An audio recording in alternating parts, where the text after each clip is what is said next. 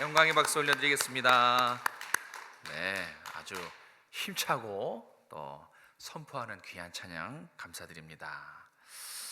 여러분들 힘 나십니까? 이런 찬양 들으면 너무 감사하죠. 네, 오늘도 하나님 우리에게 주의를 허락해 주셨습니다. 우리 함께 예배드릴 수 있어서 너무 감사하고요. 이렇게 옆에서 함께 같이 예배드릴 수 있는 지체들 바라보시면서 서로 축복하길 원합니다. 사랑하고 축복합니다. 주님의 이름으로 사랑하고 축복합니다. 네. 이 추운데 그 추위를 뚫고 이렇게 와주셔서 너무나 감사합니다. 여러분들 건강 조심하십시오. 특별히 추위 조심하시고 감기 조심하시길 저도 기도하겠습니다. 네, 감사합니다. 오늘 제목을 한번 따라해 볼까요? 여호와의 성전을 사모하는 자. 한 번 더 가슴에 새깁시다. 여호와의 성전을 사모하는 자. 그런 여러분 되시길 바랍니다.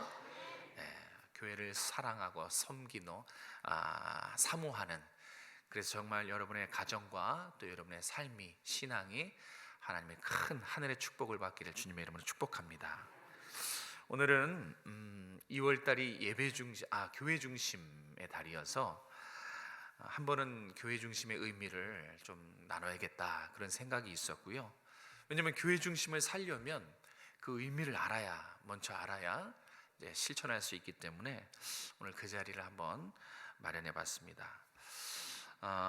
잠깐 생각해 보면 우리가 불과 오래전 일도 아닙니다. 3년 전만 해도 지금 이렇게 모여서 예배 드릴 수가 없었죠. 그죠? 사회적 거리, 사회적 단절, 대면 예배를 금지했기 때문에 이렇게 다 함께 한 자리에 모여서 이렇게 예배 드리는 것, 교회에 온다는 것, 찬양대가 이렇게 찬양한다는 것, 이거는 정말 상상할 수도 없었습니다. 코로나의 여파로 교회가 크고 작은 문제들이, 영적인 문제들이 사실 있었습니다. 보지 못했던 부분들을 발견하기도 하고, 또 특별히 생각지도 못한 교회의 영적인 문제점들이 드러났죠. 그 여러 가지 문제점 중에 하나가 바로 오늘 살펴볼 교회 중심입니다. 교회가 모이지 못하면서 이 교회 중심의 의미를 좀 저는 잃어버렸다라고 생각이 들어요. 잃어버리지 않았으면 왜곡이 됐다라는 생각이 듭니다. 그러니까 교회 중심하면 떠오르는, 전 옛날에 정말 그렇게 생각했어요. 교회 중심하면 교회에 더 자주 오라는 얘기인가 보다, 이제 그렇게 생각했어요. 이런 뜻이 아니란 얘기예요. 교회 중심하면 더 열심히 모이고 더 헌신하고 더 충성하라는 얘기인가 보다. 이게 잘못된 개념이라는 거예요. 저조차도 이 교회 중심을 옛날에는 그렇게 생각했어요. 그런데 코로나를 거치면서 모이지 못하다 보니까 이렇게 잘못 생각하는, 교회 중심에 대해서 잘못 생각하는 일들이 조금씩 눈에 보였습니다. 교회 중심은 조금 더 모여라, 조금 더 헌신해라, 그런 뜻이 아니라는 거 꼭 기억해 주시고, 그러면 교회 중심은 그 뜻이 뭐냐? 교회 중심의 의미가 무엇이냐? 그냥 결론적으로 요약해서 말씀드리면 교회 중심은 교회를 사랑하는 겁니다. 네, 교회를 사랑하는 것, 그것을 그냥 다른 말로 교회 중심, 그렇게 말한 거예요. 교회 중심의 의미를 조금 더 풀어보면 결국은 사랑하라예요. 왜냐하면 교회를 내 삶의 최고의 가치로 여기는 것, 그리고 교회를 내 삶의 우선순위로 여기고 교회를 내 관심사의 첫 번째로 두는 것, 그게 교회 중심이에요. 그게 교회 중심입니다. 근데 관심을 갖고 우선순위를 여기고 최고의 가치로 여기는 것도 생각해보면 사랑이지요. 그래서 교회 중심은 결국은 교회를 사랑하는가, 그것을 살펴보면 됩니다.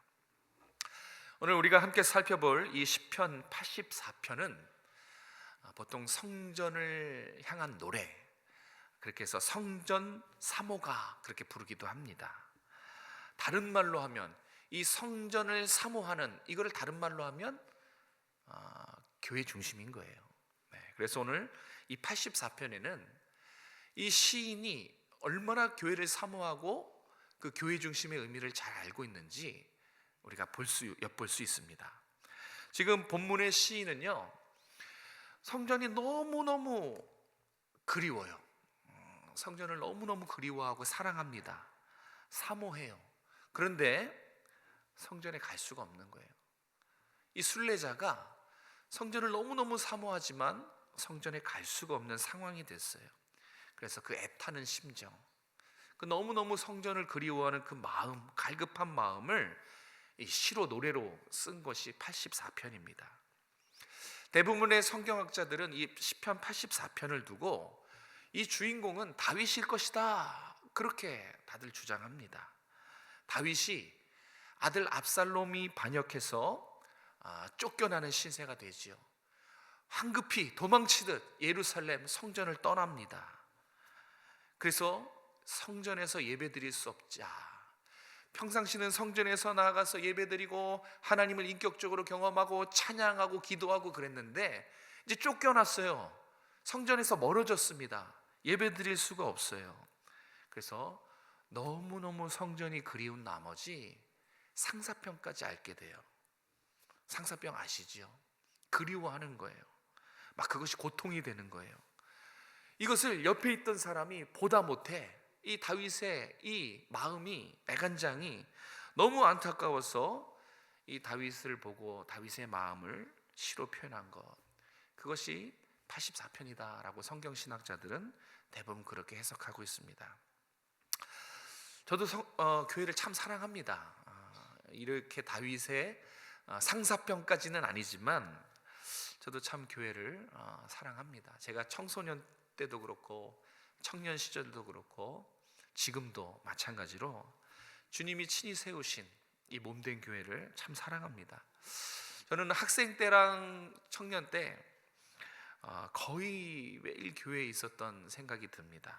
저는 교회 가면 그렇게 마음이 편할 수가 없었어요. 참 평안한 곳, 그런 곳이 저에게는 교회였어요. 마치 교회가 제 보금자리, 제 집처럼 느껴졌습니다. 교회에서 친구들과 만남도 이루어지고 또 교회에서 공부도 했어요. 교회도 공부도 하고 함께 예배도 드리고 또 수련회라든지 문학의 밤, 그런 행사를 하게 되면 몇 날 며칠 밤을 새가면서 기도도 하고 준비도 해요. 함께 으쌰으쌰해서 이 수련회를 준비하고 문학의 밤을 잘 준비합니다. 그래서 그런지 몰라도 교회에서 지냈던 시간들이 참 많았어요. 오늘 본문을 준비하면서 잠깐 그때를 회상했는데 생생하더라고요. 그냥 추억으로, 오래전의 추억으로 생각했는데 어저께 경험했던 일처럼 생생했습니다. 그리고 그때가 참 그립더라고요. 아마 여러분도 이 자리에 계신 여러분도 저랑 비슷한 부분들이 많을 겁니다. 여러분도 그렇죠. 과거를 회상해 보면 교회에서 지지고 볶았지만 함께 어울렸던 사람들이 떠오를 것이고, 그 사람들을 함께 웃기도 하고 손잡아 주기도 하고 눈물 흘려 기도도 하고 함께 웃었던 그 추억들, 아마 지금 제가 말했을 때 주마등처럼 지나갔을 것입니다. 또 여러분도 밤늦도록 기도하고 또 봉사하고, 특별히 수련회 우리 다 바리바리 싸들고 이사 가듯이 가지 않습니까? 그럼 그곳에 가면 밤새도록 뭐 합니까? 이야기꽃 피우고 웃기도 하고, 그런 추억들 아마 여러분의 가슴 속에 한 자락씩 다 생생하게 저는 남겨져 있을 거라고 믿어요. 맞죠? 네, 다 그렇게 우리는 교회를 사랑했고 교회를 위해서 헌신했고 기도로 세웠고 교회 중심으로 그렇게 우리가 삶을 살아왔습니다. 자, 그것이 우리의 예전의 아름다운 모습이에요. 그런데 중요한 것은 지금 현재 오늘은 어떠냐라고 제가 여쭈고 싶은 거예요. 과거에는 참 교회가 그리웠고 교회가 즐거웠고 행복했고 그냥 교회 가면 마음이 평안하고 교회에서 시간도 많이 보내고 그냥 즐겁고 마냥 좋고 그랬는데, 지금은 어떠세요? 지금은 여전히 교회를 뜨겁게 사랑하십니까? 여전히 여러분의 삶의 최우선순위 관심사 1위가 전교인 수련회십니까? 비전 트립이십니까? 그러니까 교회이냐라는 것을 말씀드리는 거예요. 뭐 비전 트립도 그렇고 전교인 수련회, 임직자 투표도 다 교회에서 하는 일이니까 여전히 이 교회 일들이 우선순위인가 한번 스스로 자문자답을 해보십시오. 교회 중심인가? 오늘 이것을 한번 살펴보려고 합니다. 오늘 본문에 성전을 사모하는 한 사람 다윗이 어떻게 성전을 그리워하고 사모했는지, 어떻게 교회를 사랑하고 교회 중심의 삶을 살았는지를 한번 살펴보고, 혹시나 내가 지금 교회에서 멀어졌거나 관심도 멀어지고 교회에서 여러 가지로 거리가 멀어졌다면 한번 오늘 말씀을 듣고 다시 현주소를 파악하고 부탁드립니다. 회복할 수 있기를 정말 간절히 바랍니다. 정말 교회 사랑, 교회 중심이 회복될 수 있기를 주님의 이름으로 축원합니다. 자, 우리 첫 번째 1절과 2절 말씀을 같이 한번 읽겠습니다. 1절과 2절입니다. 시작. 만군의 여호와여, 내 영혼이 여호와의 궁정을 사모하여 쇠약함이며 내 마음과 육체가 살아계시는 하나님께 부르짖나이다. 아멘. 매번 보는 말씀인데 이번에 이 살아계시는 하나님이 눈에 들어왔어요. 그렇지, 하나님은 살아계신 하나님인데, 그런데 다윗이 주목한 것은 살아계신 하나님이었어요. 그 하나님께 부르짖는 거예요. 부르짖는 대상이 명확해요. 살아계신 하나님. 믿으십니까? 네. 여기에 교회 사랑, 교회 중심, 그 회복하기 위한 답이 있어요. 여러분, 어떻게 해야 될까요? 이전처럼 교회를 사랑하고 이전처럼 교회를 최고의 가치, 최고의 우선순위, 최고의 관심사 중심으로 회복하기 위해서는 첫 번째, 먼저 하나님 사랑이 회복돼야 돼요. 같이 한번 읽어볼까요? 시작. 먼저 하나님 사랑이 회복되어야 합니다. 아멘. 하나님 살아계심을 회복하고 그 하나님을 사랑하는 마음이 회복이 되면 교회 중심, 교회 사랑은 자동적으로 따라온다는 얘기예요. 그러니까 교회에서 뭔가 좀 소원해졌거나 마음의 거리가 떨어졌다면 무엇을 살펴봐야 되는가? 하나님의 살아계심을 한번 건드려 봐야 돼요. 내가 정말 하나님을 마음을 다해, 목숨을 다해, 뜻을 다해, 힘을 써서 사랑하고 있는가? 네, 이 두 가지를 먼저 살펴보시면 됩니다. 오늘 본문에는 다윗이 하나님의 성전을 얼마나 사모하는지 그 표현에서부터 확인할 수가 있어요. 벌써 1절에서부터 얼마나 사모하는지 고백합니다. 1절 마지막에 보면 성전, 하나님의 성전이 어찌 그리 사랑스럽습니까? 하면서 고백해요. 여기 사랑스럽다는 이 고백의 진정의 의미가 뭐냐면 물이 부글부글 끓다라는 단어예요. 그러니까 마음이 끓는 거예요.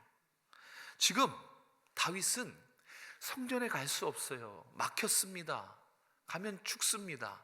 성전을 가고 싶은데 갈 수 없어서 그 마음이 어떤 상태냐면 이 끓는 거예요. 끓는다 그러죠. 너무 타들어가는 거예요. 지금 마음이 끓고 있는 상태예요. 그거를 사랑스럽습니다 라고 표현한 겁니다. 2절에도 있죠. 2절에는 더 간절한 표현들이 많이 나옵니다. 얼마나 성전을 사모하고 성전에서 예배드리고 이렇게 찬양하고 기도하고 그러고 싶었으면 이 마음을 끓다 못해 이 끓어 넘쳐서 어떻게 되냐면 상사병을 걸려요. 이 상사병을 앓는 거예요. 야, 참 대단하죠.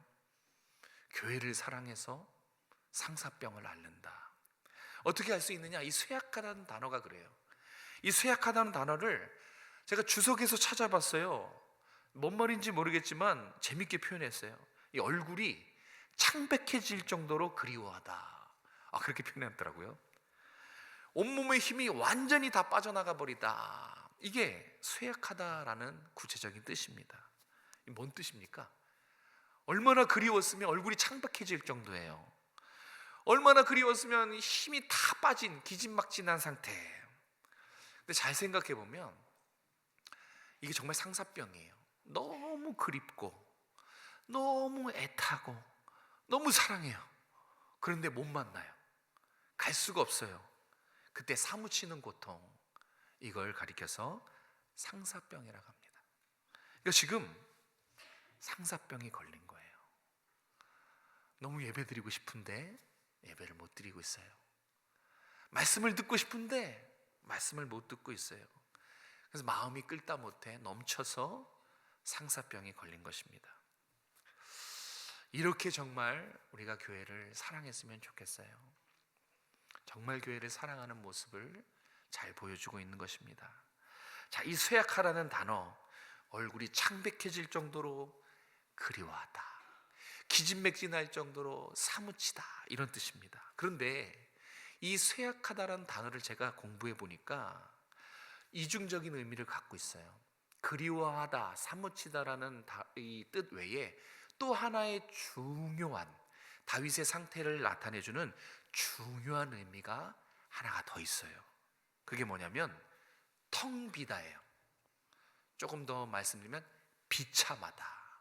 그러니까 사무치도록 그립다라는 의미도 있고요, 비참하다라는 의미도 있어요. 그게 쇠약하다라는 단어입니다. 지금 다윗은 너무너무 성전이 그리워요. 오고 싶지만 올 수가 없어요. 예배드리고 싶지만 예배를 드릴 수가 없어요. 너무너무 그립습니다. 그런데 그 현실이 어떻는가? 텅 빈 상태라는 거예요. 지금 다윗의 영혼은 비참한 상태라는 것을 가르쳐주고 있는 거예요. 여기서 우리가 중요한 것을 하나 알 수 있어요. 여러분, 하나님과의 단절이 뭘 의미하는지 아십니까? 교회와의 단절, 이것은 우리 영혼의 비참한 상태라는 것을 다윗의 이 고백을 통해서 알려주고 있는 거예요. 하나님과 단절된 영혼은 텅 비게 돼 있어요. 비참하게 돼 있어요. 교회에서 멀어지고 교회와 단절된 그 영혼도 비참한 상태에 놓인다는 것입니다. 제가 이렇게 보면 어떻게 한 명의 성도가 교회에서 멀어지고 하나님과 멀어지는가 봤더니 점점 하나님 없어도 살 수 있다라는 생각을 갖게 되는 거예요. 그런데 정말로 여러분, 하나님 없어도 삶이 가능합니다. 큰 문제 없이 잘 살아가고요, 하나님의 은혜 없이도, 하나님의 도우심 없이도, 어느 정도 부족함 없이 기쁨을 누리고 일시적인 만족을 누리며 살아가요. 잘 들으세요. 오해하지 말기 바랍니다. 하나님 없이도 이렇게 보면 삶이 사라져요. 그런데 우리 영혼은 그렇지 않아요. 육신은 어떻게 하면 살아가요. 하나님 없이도 그냥 무감각한 채로 죄를 사랑하고 죄를 껴안고 살아갑니다. 그런데 꼭 기억하십시오. 우리 속에 있는 영혼은 그럴 수가 없어요. 우리의 영혼은 하나님 없으면 한순간도 못 삽니다. 그 어떤 만족도 하나님 없이는 누릴 수가 없어요. 여러분, 교회에서 멀어지잖아요? 그러면 구원의 소망 멀어지는 것입니다. 정말 멀어지는 거예요. 구원의 소망이 가까이 붙잡히는 삶을 살다가 교회에서 멀어지면, 하나님에서 멀어지면 이것도 멀리 날아가는 겁니다. 영생에 대한 확신, 구원에 대한 감격, 그것도 마찬가지예요. 이 자리에 있어야 되는 거예요. 이 자리에서 점점 멀어지면 구원은 관심사가 될 수가 없어요. 구원의 감격 다 휘발성으로 날아가게 돼요. 다윗이 알려주는 거예요. 하나님 없이 살아갈 수 있어요. 육신은 어느 정도 만족을 누리며 살아가요. 그런데 우리의 영혼은 하나님 없이는 죽은 것과 같다는 거예요. 하나님 없는 우리의 영혼, 하나님 없는 제 영혼은 죽은 것과 같아요. 이게 지금 다윗의 고백이에요. 한편으로는 사무치도록 성전이 그리워요. 성전에 가서 예배드리고 싶어요. 그런데 그럴 수 없어요. 성전과 단절된 상태. 그래서 한편으로는 자기 영혼이 지금 텅 비어있는 비참한 상태인 것을 고백하는 거예요. 교회에서 멀어지고 하나님에게서 멀어지면 이러한 모습을 할 수밖에 없다는 것이죠. 자, 또 이어서 다윗이 얼마나 성전을 사모하는지 이 성경 본문이 말해주고 있어요. 자, 매 구절마다 1절, 2절, 3절, 4절 매 구절마다 보시면 성전이 등장합니다. 다양한 의미, 다양한 모습으로 성전이 표현되고 있고요. 또 하나님의 성호도 매 구절마다 이 성전이란 단어와 짝을 이루면서 계속 고백되고 있는 것을 볼 수 있어요. 한번 여러분 가지고 있는 성경을 보시겠습니까? 성경을 보시면 1절에 주의 장막, 성전을 의미하는 거예요. 2절에도 여호와의 궁정, 이거 다 성전을 가리켜서 한 말입니다. 3절에는 뭘까요? 제단, 맞아요. 주의 제단, 이거 다 성전의 의미예요. 그럼 4절은 뭘까요? 주의 집. 네. 매 구절마다 이 성전이 계속해서 고백되어지고 있죠. 또 재미있는 것은 짝을 이루어서 하나님의 이름도 매 구절마다 등장해요. 1절에는 만군의 여호와 하나님의 이름이 등장하고, 2절에도 저 끝에 가보면 하나님의 이름이 등장하고요. 3절에는 길죠. 나의 하나님, 나의 왕, 나의 하나님, 만군의 여호와, 이 하나님의 성호가 고백되어지고, 4절에는 뭐라고 고백됩니까? 한 글자, 주. 네, 맞습니다. 이렇게 매 구절마다 성전과 하나님의 이름이 짝을 이루면서 계속 고백되어요. 이거는 뭔가를 암시해주고 있는 거예요.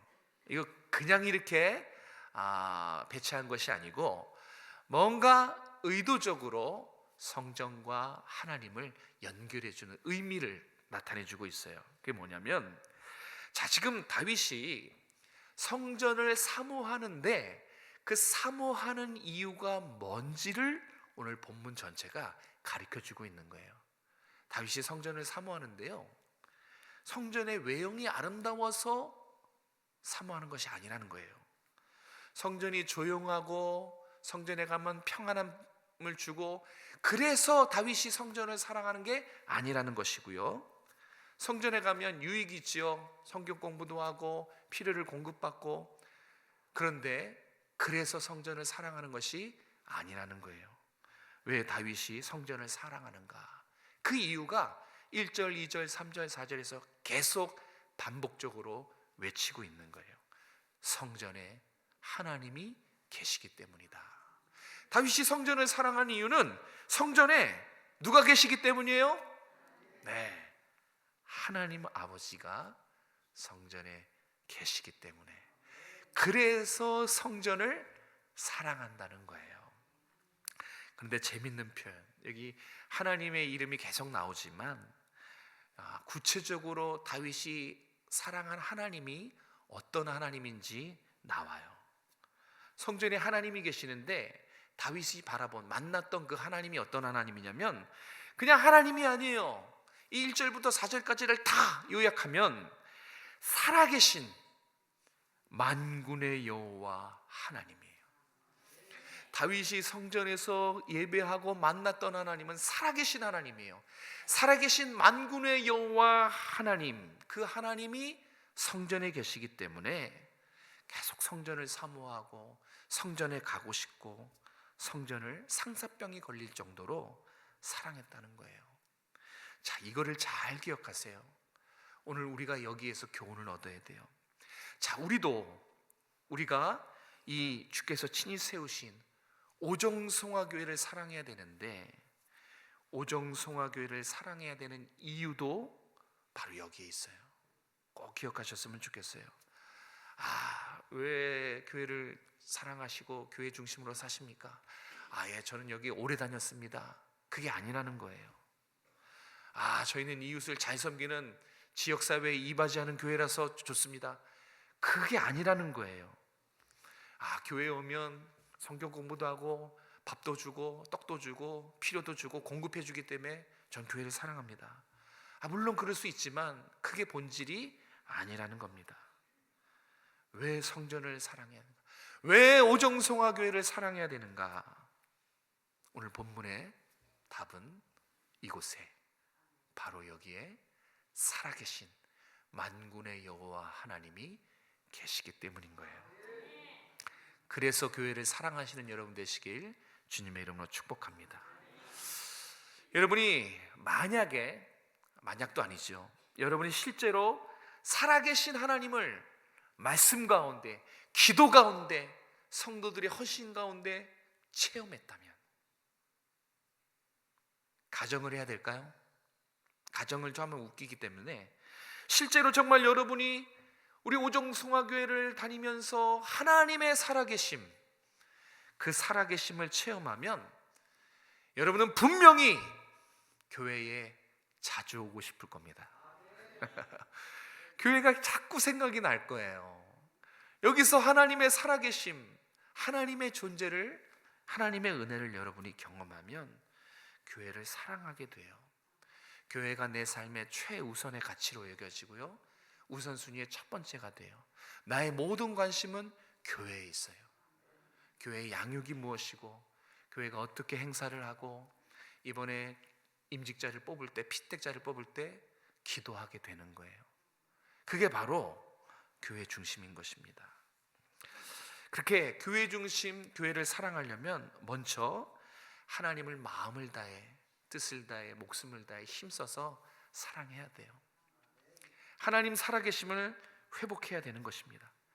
그걸 우리를 초심, 첫사랑이라고 불러요. 여러분이 처음 주님을 만났을 때, 그때는 걱정 근심 없었을걸요. 예배가 사모해지고 말씀이 너무 좋고 정말 사랑으로 가득했을 겁니다. 안 먹어도 배불렀을걸요. 걱정 근심 없었을 겁니다. 그렇게 하나님을 사랑하면 하나님이 계신 이 성전 사모하게 되는 거예요. 지금 다윗이 그런 상태입니다. 사랑하는 우리 오정성화교회 성도 여러분, 우리 교회를 사랑합시다. 근데 그 사랑해야 되는 이유는 오늘 성경에서 가르쳐줬어요. 이곳에, 바로 여기에 주님이 살아계시기에. 우리 교회는 주께서 친히 세우신, 보혈을 흘려 세우신 주님의 몸된 교회이기 때문에 그래요. 하나님 사랑하면 자동적으로 교회와 이 지체들을 사랑하게 되는 거예요. 그 사랑을 회복할 수 있길 주님의 이름으로 축복합니다. 자, 두 번째 함께 나눕니다. 3절에서 5절까지 같이 한번 읽겠습니다. 3절에서 5절 시작. 나의 왕 나의 하나님 만군의 여호와여, 주의 제단에서 참새도 제 집을 얻고 제비도 새끼들 보금자리를 얻었나이다. 주의 집에 사는 자들은 복이 있나니 그들이 항상 주를 찬송하리이다. 주께 힘을 얻고 그 마음에 시온의 대로가 있는 자는 복이 있나이다. 아멘. 자, 이 3절에서 5절 우리가 많이 암송하기도 하고 잘 알고 있는 유명한 구절인데, 바로 여기에 우리가 함께 교회 사랑, 교회 중심을 회복하기 위한 두 번째 답이 있습니다. 그것은 뭐냐면 4절과 5절에 있죠. 주의 집에 사는 자들은 어떤 자들이에요? 네, 행복한 자들이다. 이걸 깨달아야 돼요. 주의 집에 거하는 자가 진정 행복한 자, 축복받은 자라는 걸 깨닫는 것, 바로 여기서부터 이제 교회 중심이 회복이 되고 교회 사랑이 회복이 되는 것입니다. 다윗이 얼마나 성전을 사모했으면 이 성전의 구석에 조그맣게 둥지를 튼 참새와 제비집이 생각이 났어요. 저건지는 잘 모르겠는데요, 저 둥지예요. 네. 저 둥지가 생각이 났습니다. 저 볼품없고 민물인 새가 만든 저 집을 복음절이라고 표현했습니다. 그죠? 자, 저 둥지가 생각이 났어요. 그리고 저 둥지에 사는 참새와 제비를 부러워합니다. 이유는 하나예요. 이유는 하나예요. 저 새 집이 어디에 있기 때문에요? 성전에 있기 때문에. 얼마나 성전이 사모가 됐으면 성전에 저 새 집이 있는데 저 새 집조차 부러운 거예요. 저게 뭐라고? 저 아무것도 아닌 저것을 보금자리다 하면서 부러워해요. 그러니까 그 정도로 정말 교회를 사모했다는 얘기입니다. 그러면서 자신의 처지를 이렇게 보니까 너무 자신의 처지가 딱해요. 안타깝습니다. 예배드리고 싶은데 드릴 수도 없고, 참새는 하나님의 집에 있는데 하나님 사랑하는 나는 하나님 전에 갈 수 없고 너무 처량한 거예요. 예배드릴 수 없는 게 고통이 된 거예요. 그 순간 다윗이 불현듯 깨달아졌어요. 깨달아진 게 있어요. 뭘 깨달았냐? 참새를 생각하면서 자신의 처지에 이걸 묵상하면서 깨달아진 게 있어요. 성전에 있었던 때가 좋았구나. 이걸 깨달았어요. 하나님 전에 마음껏 들락날락하고, 그때 찬양하고 뛰고 예배하고 기도하고, 성가대 찬양 부를 때 그때가 참 그 시절, 그게 평범한 게 아니라 하나님의 놀라운 축복이었구나. 하나님의 은혜라는 걸 깨달았어요. 그때 몰랐거든요. 그때 몰랐는데 이 하나님의 성전이 나에게 주신 하나님의 보금자리라는 거, 이게 엄청난 축복과 특권인 것을 그제서야 깨달은 거예요. 평범할 때 몰랐어요. 그런데 지금 자신의 처지를 돌아보니까 그때 그게 축복이었구나, 하나님의 은혜였구나, 이 귀한 사실을 깨달았죠. 여기 새 집을 보금자리라고 합니다. 어저께도 우리 신방을 해서 제가 보금자리를 얻으셨네요 이렇게 표현했는데, 여러분 보금자리가 무슨 뜻입니까? 집을 가리켜서 보금자리라고 할 때 그 의미는 이렇습니다. 생명을 출산하고 사랑을 나누고 행복을 느끼고요, 안정과 편안함, 안식을 누리는 공간을 보금자리라고 불러요. 자, 다윗이 왜 한낱 제비집을, 저 볼품없는 제비집을 보금자리라고 고백했는가? 먼저는 부러워서였어요. 성전에 있다는 이유 하나만으로 부러워서. 그래서 보금자리라고 표현했지만 진짜 마음속 깊은 속마음은 이 하나님의 집이 나의 집이라는 거, 이 하나님의 성전이 나의 보금자리, 내가 생명을 누리고 사랑을 나누고 행복을 느끼고 안정과 평안과 안식을 누리는 나의 보금자리였구나. 이것이 엄청난 축복이고 엄청난 특권을 깨달았다는 거예요. 우리도 코로나 때 다윗과 비슷한 걸 경험했습니다. 우리는 매번 예배 드리니까 예배가 얼마나 귀한지, 예배가 얼마나 소중한지 우리는 몰랐어요. 그런데 막상 사회적 거리, 집회 금지, 교회들 못 가는 거예요. 예배를 못 드립니다. 예배를 드릴 수 없는 상황이 되자 우리가 다 어떻게 느꼈어요? 예배 드리는 거, 그 큰 축복이었구나, 하나님의 은혜요 특권이었구나. 아마 대한민국의 모든 교회와 모든 성도들이 진심으로 예배의 소중함을 우리가 코로나 때 경험했을 것입니다. 이게 불과 3년 전의 일이었죠. 그래서 다윗이 충고하는 거예요. 다윗도 그걸 느꼈어요. 예배의 소중함, 교회의 소중함을 잊고 사는 거예요. 그래서 충고합니다. 우리가 다시 그 예배의 소중함과 교회의 소중함을 잊지 말라고, 지금 마음껏 이렇게 성전에 나올 수 있는 거, 지금 이와 같은 모습으로 예배를 드리고 하나님을 찬양하고 함께 이 자리에 모여 있는 거, 이거 결코 그냥 되는 것이 아니다.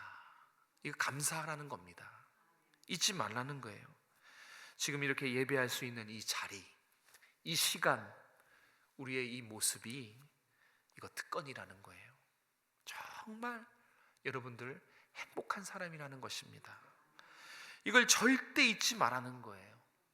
우리가 코로나를 겪으면서 그 귀한 깨달음, 예배의 소중함, 그걸 오늘 다시 다윗이 일깨워 주는 거예요. 이거 평범한 거 아니다. 정말 귀한 거다. 하나님의 축복이요, 하나님의 선물이요, 은혜라는 것입니다. 그러면서 다윗은 왜 성전에서 예배드리는 자가 행복한 사람인지, 왜 이것이 특권인지 오늘 본문에서 가르쳐줘요. 이게 또 중요한 의미를 갖고 있어서 마지막으로 왜 우리가 행복한 사람이고 왜 이것이 축복이요 특권인지를 오늘 본문 속에서 그 이유를 알려드리겠습니다. 5절에 보시면 주께 힘을 얻고 그 마음에 시온의 대로가 있는 자는 어떤 사람이에요? 행복한 자다. 행복한 이유를 이 5절에서 말하고 있어요. 우리 한글 성경은 주께 이렇게 번역해 놨죠. 그런데 여기 이 단어에 붙은 전미사, 마지막에 붙은 이 전미사가 뭐뭐에게 라고 해석도 되지만 더 생생한 표현은 뭐뭐 안에, 뭐뭐 안에, 이 표현이 더 적합하다고 합니다. 그래서 영어 성경은 이 의미를 살려서 in, you, 안에라고 표현해 놨어요. 무슨 뜻입니까? 하나님 안에라는 뜻이에요. 하나님 안에라는 이 뜻은 연합을 의미합니다. 하나님과의 연합, 그리고 하나님과의 하나됨, 이게 하나님 안에라는 뜻이에요. 그리고 가장 중요한 의미가 또 하나 있어요. 하나님 안에라는 뜻은 사랑을 의미합니다. 그래서 하나님 안에라는 이 뜻은 하나님과 교제하다, 하나님을 사랑하다 라는 뜻이 돼요. 자, 정리해 보겠습니다. 다윗이 말하는 행복한 사람은 누구인가? 4절 5절에 분명히 나타내고 있어요. 하나님 안에, 성전 안에 있는 예배자라는 거예요. 바로 우리가 행복한 사람이라는 거예요. 다윗이 말하는 엄청난 축복과 특권을 받는 사람은 여러분입니다. 이걸 깨달으실 수 있길 바랍니다. 하나님의 집을 나의 보금자리로 누리는 저와 여러분이 행복한 사람이에요. 살아계신 하나님을 경험하고 하나님의 말씀을 통해서 다시 뜨거워지고 도전받고 평안함을 누리고 쉼을 얻고 우리의 영혼이 만족을 누리는 바로 이 보금자리, 예배의 자리, 그 예배 자리에 앉아있는 예배자인 여러분 한 사람 한 사람이 바로 행복한 사람이라는 것, 이거를 깨달아야 교회를 사랑할 수 있고 교회 중심의 삶을 살 수 있다는 것입니다. 우리가 3년 전만 해도 우리는 예배 못 드렸어요. 감사하게도 우리 교회는 간시간시 기억고 들었지만 한국교회 전체적으로 보면 예배를 중단했지요. 그러고 보면 정말 이 자리, 이렇게 우리가 함께 모여서 예배하는 이것은 정말 하나님의 은혜요 축복이 아닐 수가 없어요. 사랑하는 성도 여러분, 묻습니다. 여러분은 정말 이 자리가 하나님이 여러분에게 베푸신 축복의 자리라고 생각하십니까? 예배드리고 있는 여러분이 바로 내가 엄청난 특혜와 특권을 받은 사람이라는 이 사실이 여러분 진심으로 믿어지십니까? 그런 사람이 행복한 사람이다. 믿어지지 않으면 제가 설명하는 것을 잘 드세요. 저는 잘 모르겠습니다 하시는 분들, 여러분을 이 자리에 나오게 하기 위해서 거저된 것이 아니에요. 여러분을 이 자리에 앉히기 위해서, 여러분을 예배자로 하나님의 전에 나오게 하기 위해서 하나님은 실로 엄청난 대가 지불을 하셨어요. 독생자 예수 그리스도를 죽이셨어요. 그 보혈로, 그 대가로 여러분에게 이 자리가 주어진 거예요. 그거를 생각하면 정말 우리가 이 예배드리는 이 자리는 축복인 거예요. 여러분은 정말 엄청난 특혜와 특권을 받은 사람이 되는 것입니다. 사랑하는 성도 여러분, 교회를 사랑합시다. 교회의 중심을 회복하시길 바라요. 이곳에 하나님이 살아계시기에 하나님을 섬기는 성도들과 함께 예배드릴 수 있기 때문에 우리가 교회를 사랑하고 교회 중심으로 모였으면 좋겠어요. 그리고 매 시간, 매 예배마다 이 자리 내가 그냥 얻은 자리가 아니지, 나는 정말 귀중한 사람이고 특별한 사람이고 이 예배의 자리가 하나님이 나에게 허락하신 축복의 자리구나, 그걸 깨달으셔서 더 교회를 사랑하고 교회를 잘 섬기시는 여러분 되시길 주님의 이름으로 축복합니다. 기도하겠습니다. 주께서 친히 세우신 이 몸된 교회, 이 교회를 허락해 주신 주님 감사합니다. 여기 모인 한 사람 한 사람이 주께서 피값 주고 세우신 교회임을 믿습니다. 우리가 정말 살아계신 하나님을 말씀을 통해, 예배를 통해, 기도를 통해, 찬양을 통해 인격적으로 경험하게 도와주시고, 매 순간 우리가 드리는 이 예배가 거저된 것이 아니라 얼마나 귀중한 예배인지, 얼마나 우리의 축복인지, 우리의 특권인지, 그 특권을 누리며 예배자의 성공자가 될 수 있도록 은혜 베풀어 주시옵소서. 예배의 성공자들이 되어서 삶도 세워지고 일으켜지고 삶에서도 성공하는 우리 모든 성도들이 다 될 수 있도록 축복하여 주시옵소서. 거룩하신 예수님의 이름으로 감사하며 기도드립니다.